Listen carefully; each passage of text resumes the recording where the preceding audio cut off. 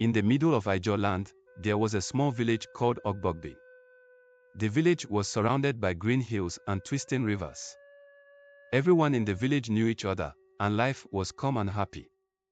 The village elder, Amare, was a wise man who everyone respected. He made fair decisions and was known for his kindness. Amare had 2 wives. His first wife, Ogbogbene, was a gentle woman who loved her family very much.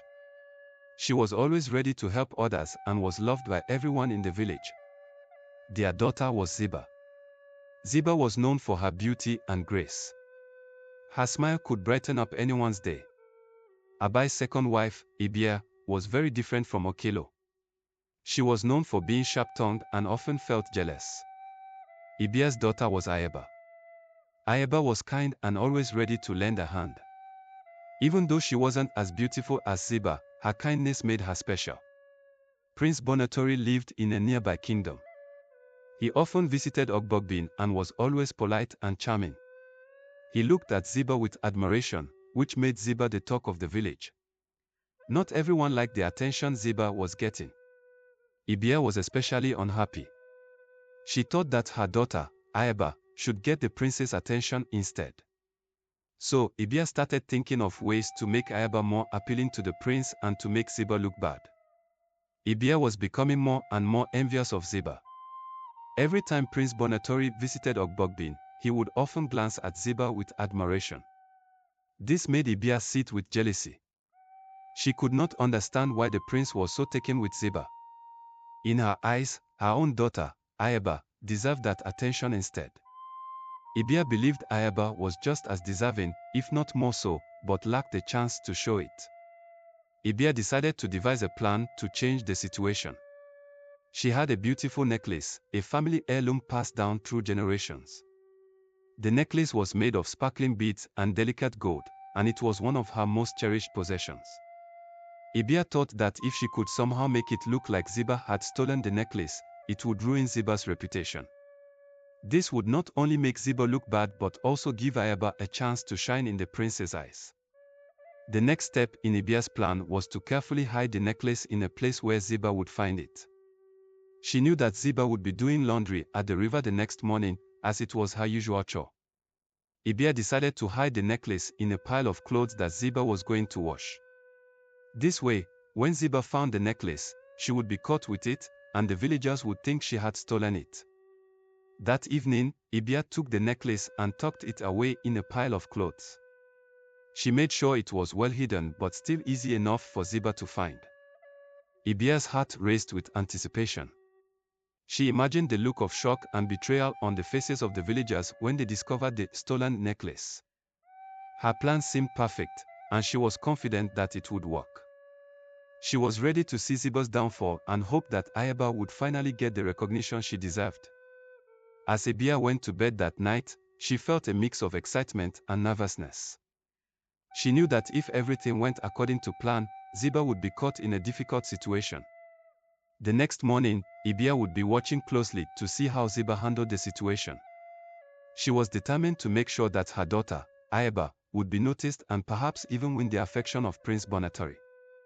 Ibia's jealousy had clouded her judgment, and she was willing to go to great lengths to get what she wanted. Little did she know, her actions would lead to unexpected consequences and change the lives of many people in Ogbogbene. For now, all she could do was wait and see if her plan would unfold as she hoped. The sun rose early over Ogbogbene, bathing the village in its warm glow. Ziba woke up with the first light and prepared to go to the river for her daily chore of washing clothes. The river was a serene place where the villagers often gathered to wash their clothes and fetch water. Ziba enjoyed these moments by the river, finding peace in the gentle sound of flowing water and the chirping of birds.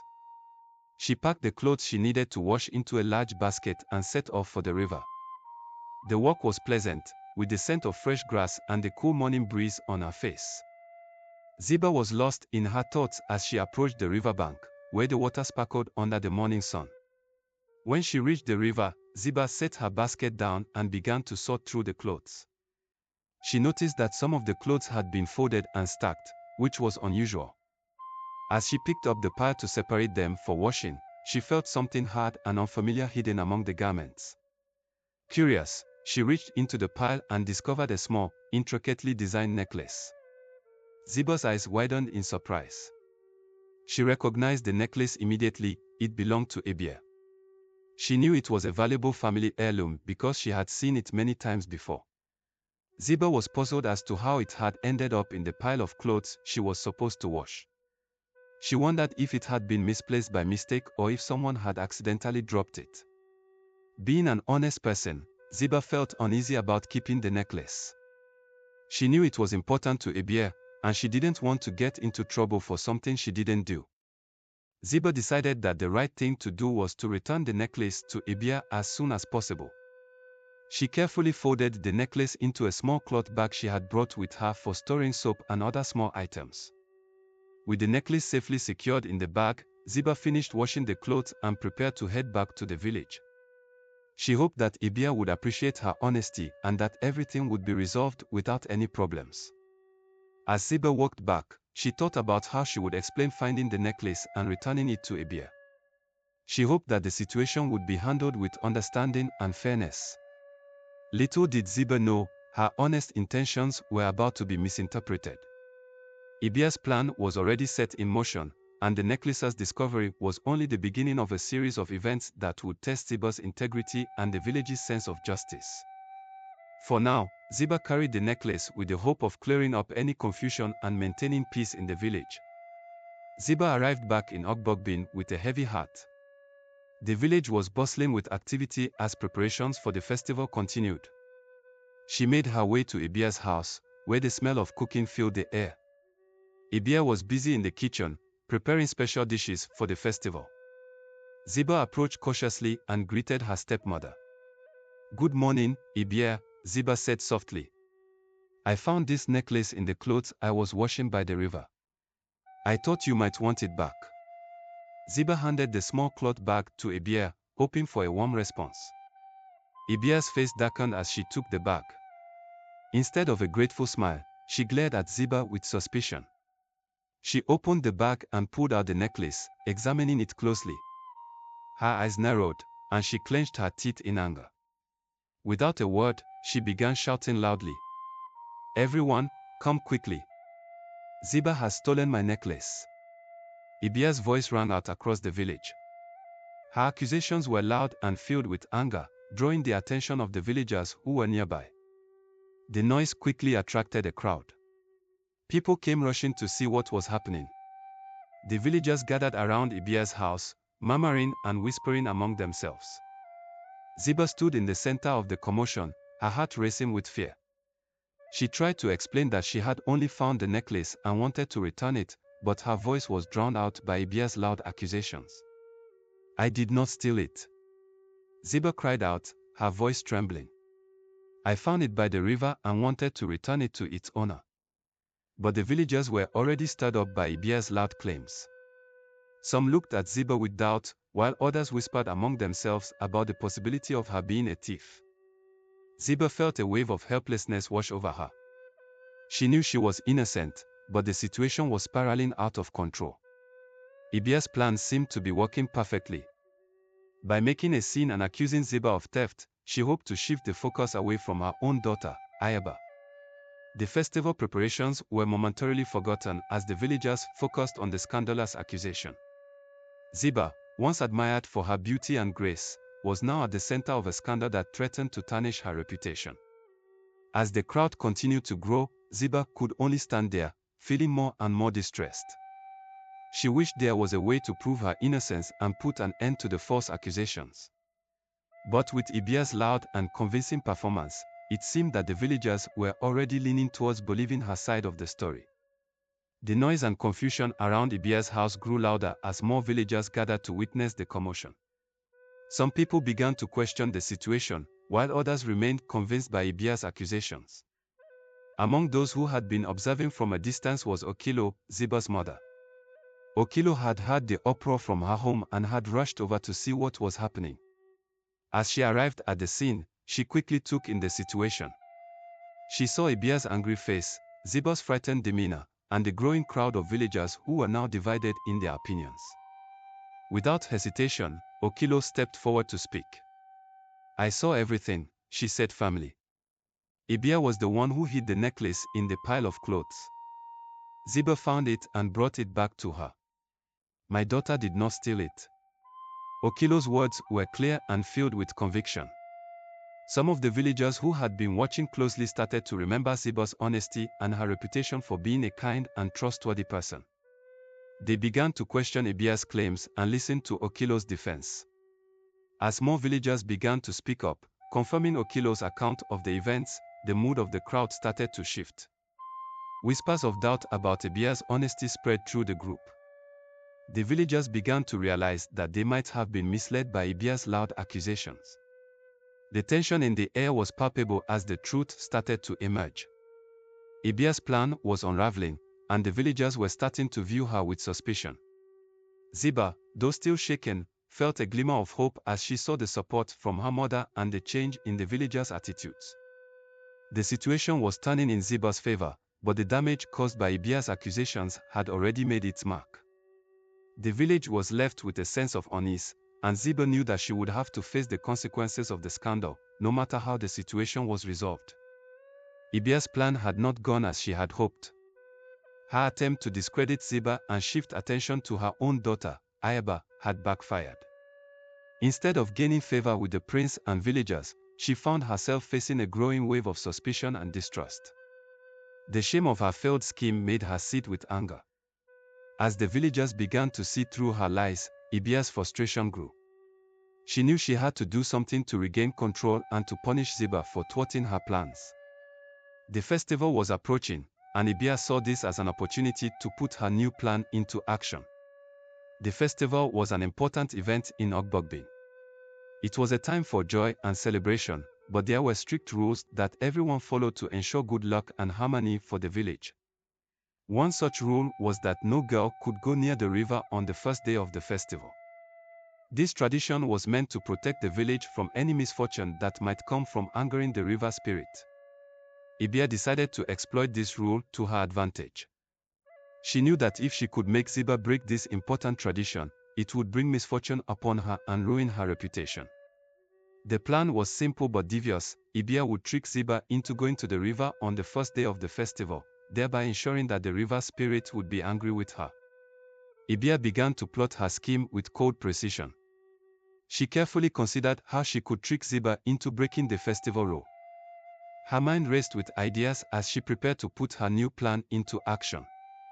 She was determined to see Ziba suffer, not only to remove her from the spotlight but also to ensure that her own daughter, Ayaba, would have a chance to shine. The festival in Ogbogbene was a grand occasion that brought the entire village together. There were colorful decorations, lively music, and delicious food everywhere. The excitement was palpable, but there was one important rule that everyone knew: no girl was allowed to go near the river on the first day of the festival. The rule had been followed for generations, and the villagers believed it was essential to prevent bad luck from befalling them. The river was considered sacred, and breaking the rule was thought to anger its spirit, leading to misfortune for the entire village. Ibia knew that this rule was taken very seriously by the villagers. She also knew that Ziba, who had already been under scrutiny, would be an easy target for her plan. By making Ziba break this crucial rule, Ibia hoped to ensure that the river spirit would punish her, thus shifting the focus away from her own scheming. Ibia's plan was to create a situation where Ziba would feel compelled to go near the river, despite the ban. She hoped that by doing so, the villagers would see Ziba as the cause of any misfortune that followed. The more Ibia thought about her plan, the more she felt it would be the perfect way to get rid of Ziba once and for all. On the night before the festival, Ibia put her plan into action. She called Ziba over to her side with a fake tone of kindness. "Ziba, we need some water for the festival," Ibia said, trying to sound concerned. "Please go to the river and fetch some for us." Ziba hesitated. She knew the rule about girls not going near the river on the first day of the festival. She was also aware of the strict traditions that the village followed. "Stepmother, isn't it against the rule to go to the river tomorrow?" Ziba asked, her voice filled with worry. Ibia's smile was deceitful. "It's just an old rule," she said dismissively. "It won't hurt you if you go. If you don't help, it will be very difficult for you. Ziba felt trapped. She was afraid of disobeying the rule but was also frightened by Ibia's threats. Torn between her fear of the rule and her fear of Ibia, she reluctantly agreed to go to the river. She hoped that nothing would go wrong and that she could return quickly without any issues. To avoid drawing attention and to minimize the risk of being recognized, Ziba decided to disguise herself as a boy. She found some old clothes that belonged to her father and put them on. She also wore a cap to hide her hair. Ziba hoped that the disguise would keep her safe from being noticed and prevent her from breaking the festival rule. With her disguise in place, Ziba made her way to the river. Her heart was pounding with anxiety. She knew that if anyone saw her, it would be clear that she was breaking the rule. As she walked, she tried to stay calm and focused on her task. The river was not far from the village, and soon Ziba arrived. The sight of the water made her feel uneasy, but she was determined to complete her task and return home quickly. She hoped that her disguise would keep her from being recognized and that she would avoid any trouble. When Ziba reached the river, it looked different than usual.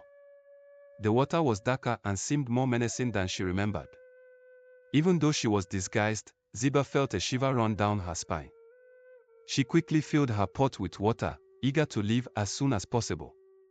As she turned to head back to the village, Ziba felt a strange force gripping her feet. It was as if the river itself was holding her in place. She tried to move, but her feet felt as though they were stuck in the mud. The more she struggled, the tighter the grip seemed to become. Panic set in as she realized that she was unable to free herself. Ziba's heart raced as she looked around for help. The river's strange grip made her feel trapped and helpless. She tried to call out, but her voice was swallowed by the sound of the rushing water. The more she struggled, the more afraid she became. Ziba's fear grew as she felt the river's grip tightening around her. She realized that this was no ordinary situation. The river spirit, which the villagers believed to be powerful and vengeful, seemed to be punishing her for breaking the sacred rule. Despite her best efforts to call for help, no one could hear her cries over the noise of the river. The villagers were busy with festival preparations and were unaware of Ziba's predicament. As the minutes passed, Ziba felt more desperate and afraid. She knew that she needed to find a way to free herself before it was too late. The river spirit continued to hold Ziba in place, and her situation became increasingly dire. The more she struggled, the more she felt as though she was being pulled into the water. Ziba's fear and helplessness were overwhelming, and she began to lose hope of ever escaping the river's grip. Back in the village, news of Ziba's predicament spread quickly. The villagers were concerned and gathered at the riverbank, trying to figure out what had happened. They could see Ziba struggling in the water, but despite their best efforts, they were unable to free her. The atmosphere in the village had shifted from excitement about the festival to worry and fear about Ziba's situation. The river spirit, which was supposed to protect the village, seemed to have turned against them. The villagers tried various methods to rescue Ziba, but nothing seemed to work. As time passed, the festival's joyful mood was replaced by a sense of unease. The villagers, who had once been eager to celebrate, now focused all their energy on trying to save Ziba. The situation was tense, and everyone was anxiously waiting for a solution. Ibia arrived at the riverbank with a forced look of concern on her face. She pretended to be worried about the situation, but inside, she felt a sense of satisfaction. Her plan seemed to be working as the villagers focused on Ziba's troubles and not on her own scheming. Prince Bonatori and the king, who had heard about Ziba's predicament, arrived at the riverbank. They were troubled by the sight of Ziba trapped in the river and wanted to help. The prince was especially concerned and wanted to do everything he could to save her. Ibia watched the scene unfold with a smirk. She hoped that the villagers would see Ziba's misfortune as a punishment for breaking the festival rule and that the focus would shift away from her own actions. Okilo had been away on a trip to a nearby village. When she returned and saw her daughter trapped in the river, her heart sank. She immediately went to work, setting up a small shelter near the river to protect Ziba from the sun and rain. Okilo made sure that Ziba had food and water. She spoke to her daughter with kind words, trying to keep her spirits up despite the difficult situation. The villagers admired Okilo's dedication and love for her daughter, and they worked together to find a solution to the problem.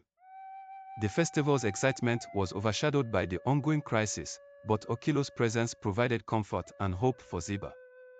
The villagers began to rally around Okilo, hoping that their combined efforts would lead to a resolution.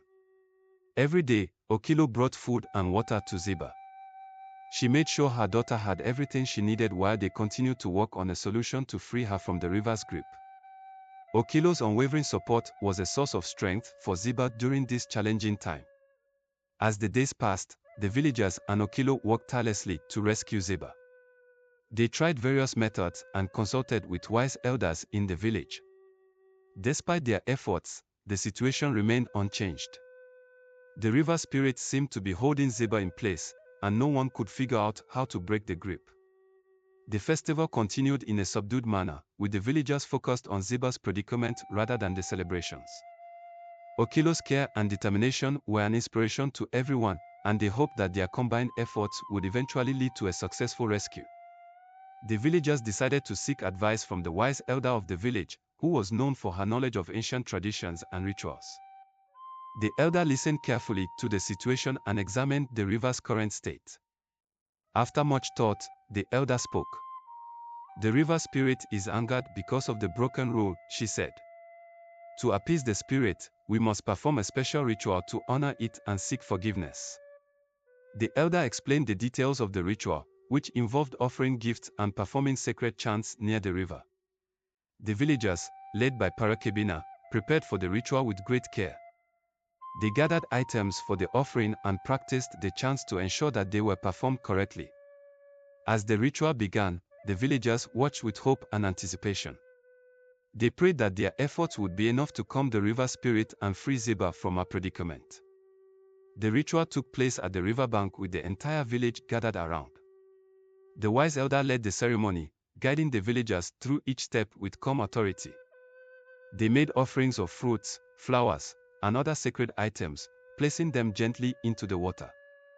As the elder chanted ancient prayers, the villagers joined in, creating a harmonious and hopeful atmosphere.